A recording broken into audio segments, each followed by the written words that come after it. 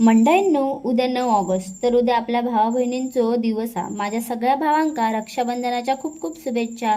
भावा बहिणीत किती भांडणं झाली तरी एकमेकांपासून दूर जाणत नाही. असाच काहीतरी हा माझा शुभमचा आणि सूरज गावडेचा. किती भांडलो तरी एकत्रच येतो. हे माझे दोन भाव असत. किती मोठा संकट इला तरी माझ्या सोबतच असतात. प्रत्येक गोष्टीत माका सपोर्ट करतात. ह्या दोघांबद्दल अजून काय सांगायचं म्हटला तर शब्दच कमी पडतले. मंडळींनो, अजून दोन व्यक्तींका मी उद्या राखी बांधतले. त्यातली पहिली व्यक्ती म्हणजे प्रियंका. ह्याच्यामुळेच मी पहिल्यांदा घरातनं बाहेर पडान एवढ्या लांब कामा केले.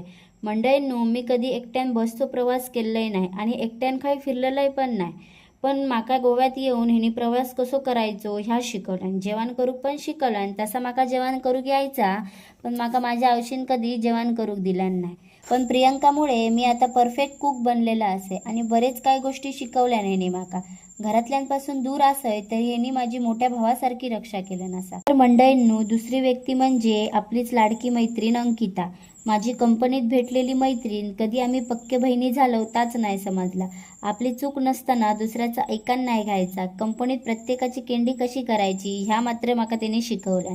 माझ्या प्रत्येक अडचणीच्या काळात माझ्या सोबत असणारा. तर मंडळींनो, गोव्यात येऊन मी हे दोन बहिणी कमवले. तर ह्या दोघांका पण माझ्याकडनं रक्षाबंधनाच्या खूप खूप शुभेच्छा.